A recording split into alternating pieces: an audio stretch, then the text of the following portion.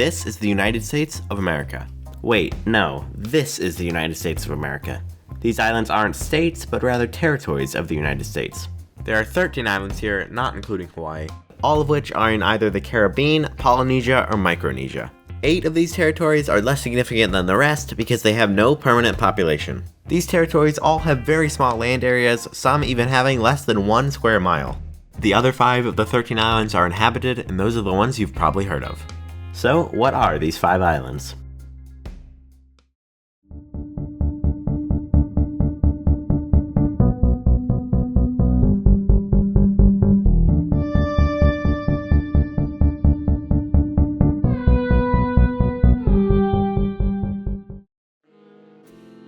First, let's talk about how these territories are organized. Incorporated organized territories are the first of these subclasses.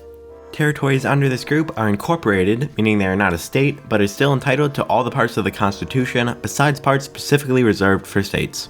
The organized in the title refers to the Organic Acts, which were acts that gave certain territories the right to self-govern. Organic Acts have been passed for territories in the past, some of which are now states, including my home state of Illinois, Hawaii, Colorado, and even the District of Columbia, to name a few. There are currently no territories in the Incorporated Organized subclass, the last territories in the group being Alaska and Hawaii, both granted statehood in 1959. The second group, Incorporated Unorganized Territories, are the same as Incorporated Organized Territories except for the lack of a quote, normal government. Territories in this group usually have no or a very small permanent population. The Minnesota, Nevada, and Dakota territories, for example, were all part of this group before becoming states. Currently, this group only includes one territory, Palmyra Atoll. U.S. coastal waters, extending out to about 12 nautical miles, are also incorporated unorganized territories, along with U.S.-flagged vessels, including the Coast Guard, Navy, and U.S. Merchant Marine ships. The U.S. Merchant Marine refers to both federally and civilian-owned merchant vessels. The third group, unincorporated organized territories, consists of the territories you've probably heard of, including Puerto Rico, Guam, the Virgin Islands, and the Northern Mariana Islands. The last group, unincorporated unorganized territories, are all desolate islands with no inhabitants, with one exception, the American Samoa. This island is in this group simply because Congress hasn't done anything about it yet. An uninformed person would expect to see yet another desolate island when arriving in American Samoa, but instead they'd find over 50,000 people and a lot of tourists. Since these islands are unincorporated, some fundamental rights are given, but other constitutional rights are not. Of course, the American Samoa is self-governing, but it doesn't fit the description of a not normally constituted system of government. So, now that you have a better understanding of the way these territories are grouped, how did they become territories in the first place?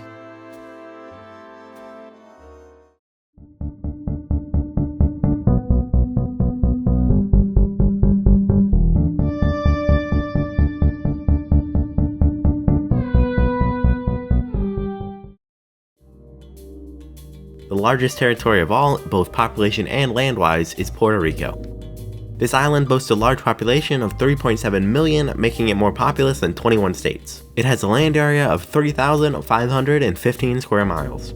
Puerto Rico was first settled by humans between 3000 BCE and 2000 BCE. However, Puerto Rico in its modern form was founded on November 19, 1493 by Columbus himself.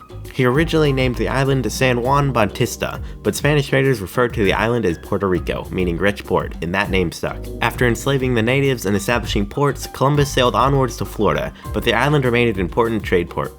After the United States gained independence from Britain, trade between the nations grew to the point where the U.S. rivaled Spain in trade importance on the island. On September 23, 1868, an army of Puerto Ricans claimed independence from Spain for their island in a movement known as Grito de Lars. However, the army was soon defeated by the mightier Spanish army. The island was granted autonomy by Spain in 1897, but a year later, the Spanish-American War broke out. The United States launched an invasion of Puerto Rico in July of 1898 and claimed the island with little resistance from the inhabitants. In December of the same year, the Treaty of Paris, the third one that involved the U.S., was signed, officially ending the Spanish-American War. It also approved the cession of Puerto Rico. Because of this, Puerto Rico, the now colony of the U.S., switched to the U.S.'s monetary system and placed it under tariff protection. Things remained the same until 1947, when the American government gave Puerto Rico the right to elect their own governor.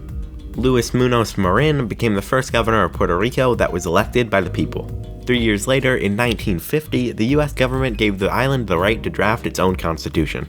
Another 3 years later, Puerto Rico was changed from a US territory to a commonwealth. This means it's a state in every way except name.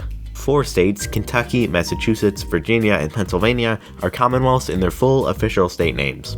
There is no difference between these 4 commonwealths/states and the other 46 states nowadays. This is because when the states were founded, they drafted their own constitutions, written in order to ensure the monarchy doesn't return. Commonwealth status gives Puerto Ricans common citizenship to the US, common defense, and the common market. But because the island is not a state, they do not pay federal taxes and they are not able to vote in Congress. They do, however, send delegates to Congress, but they can't vote. This makes for an awkward situation because the island has a larger population than 21 states.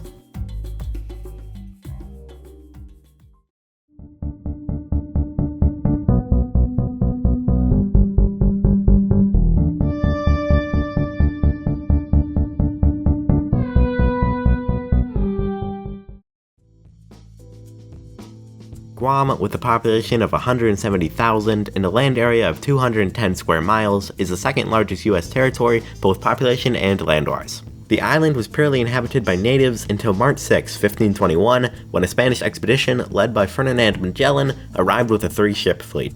Magellan was Portuguese, but was sailing for King Charles I of Spain. Magellan's fleet had consisted of 5 ships when they first left from Spain, but 2 ships were lost along the way, and the 3 remaining had lost about half their crew. This was because of storms, disease, and mutiny. Magellan's fleet first landed in Umatac, a village on the southwestern coast of the island. Guam wasn't officially claimed by Spain until 1565, 44 years after Magellan's fleet had first landed on the island. From 1565 on, the island was a regular trade port for Spanish traders sailing from Mexico to the Philippines. A few hundred years later, on June 21, 1898, American troops captured Guam in a bloodless takeover. This was during the Spanish-American War, and Guam was an important Spanish port island. The island wasn't officially owned by the US until the Treaty of Paris was signed in December. From this point on, the island was an important naval station for the US. Because of this, the US made the naval commandant governor of the island. The Navy governed the island as USS Guam and refused any proposals of a civilian government. Besides for serving as a military base, the island was also used for farming. Maize, copra, rice, sugar, and timber were exported, along with fish and refined petroleum. The island continued exporting goods until on December 8, 1941, Guam was invaded by the Japanese. The Japanese renamed the island Omiya-jima, which means Great Shrine Island. This was one of the countless islands captured by Imperial Japan during World War II. However, the Second Battle of Guam began on July 21, 1944. It ended when Japanese forces surrendered to US troops on August 10th. Samé and Hagatna, Guam's previous largest towns, were destroyed. With the island back in US hands, they converted it into a naval base like it had been previously, now with airfields. However, Guam's natives weren't too happy with this. The result was the Guam Organic Act of 1950, which established Guam as an unincorporated organized territory of the US. The Immigration Act of 1952 associated the island with the US even more. It granted everyone born in the island after April 11, 1899, full US citizenship. 18 years later, on September 11, 1968, Congress passed the Elective Governor Act. This allowed the people of Guam to elect their own governor and a lieutenant governor. A lieutenant governor is basically a vice governor, if you will. In the current day, the island is still used as an important strategic location for Air Force and naval bases. In fact, after the US's leases in the Philippines expired in the 90s, they relocated many of the troops to Guam.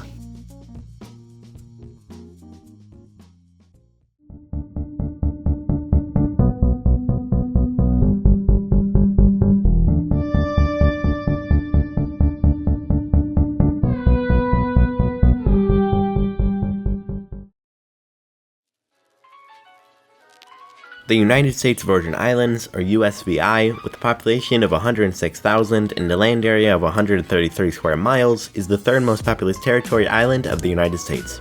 The USVI consists of 3 large islands and 50+ smaller islets and cays. The first European to discover the islands was Christopher Columbus when he was blown off course during his 1493 to 1496 voyage. He first landed in modern-day St. Croix Island and continued exploring St. Thomas and St. John.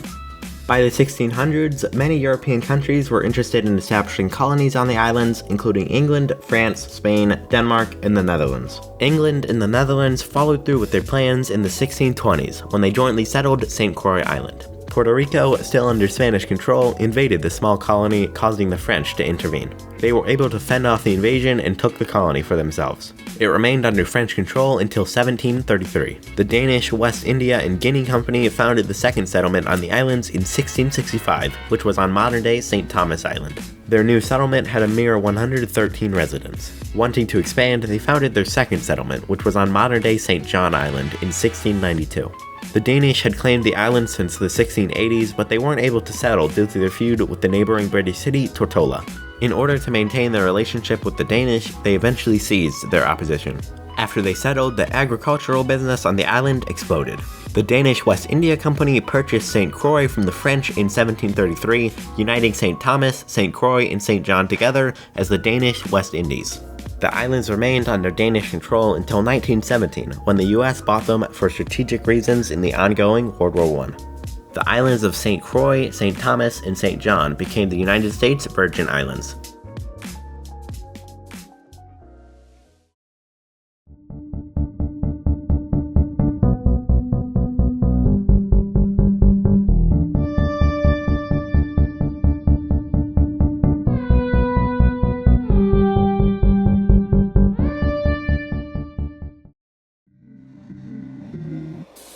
The American Samoa, with a population of 56,000 and a land area of 76 square miles, is the fourth most populous territory of the United States.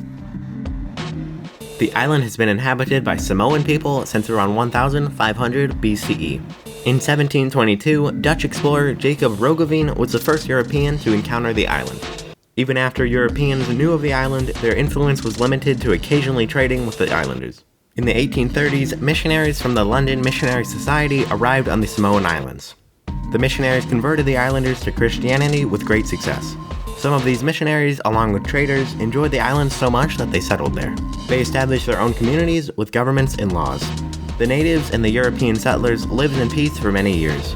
42 years later, in 1872, the United States asked the High Chief of Tribes on the Eastern Samoan Islands for permission to establish a naval base.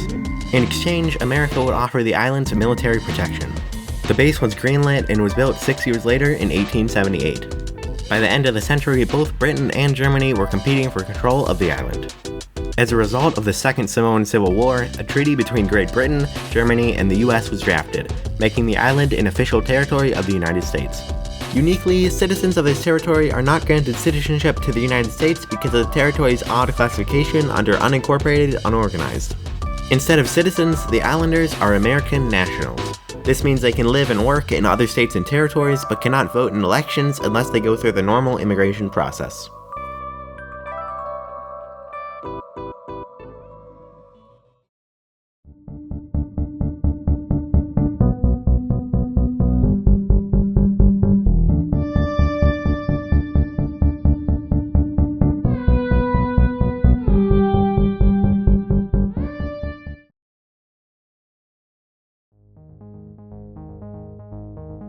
The Northern Mariana Islands, with a population of 54,000 and a land area of 179 square miles, is the least populated of the populated island territories.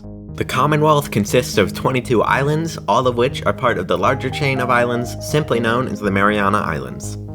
The Mariana Islands chain even includes Guam, though it is politically separated. Saipan is the largest of the islands with a land area of 46.5 square miles and is where the capital, Chilean Kanoa, is located. The islands were only inhabited by the Chamorro people until European explorers settled the islands in 1668. The Chamorro people are believed to have come from Southeast Asia to the islands around 2000 BCE. They were skilled sailors and craftsmen, making intricate weavings and pottery. The islands were under Spanish rule from their first encounter with Ferdinand Magellan until 1899, when they were sold to Germany. Germany then relinquished the islands to Japan as the empire went against Germany. The islands did not become US owned until the Trust Territory of the Pacific Islands was put into effect following World War II. Initially, the islands included in the trust were under the control of the US Navy, but in 1951 they were transferred to the Department of the Interior. This would remain this way until the trust was dissolved by the UN in 1990. This made the Commonwealth of the Northern Mariana Islands an American territory.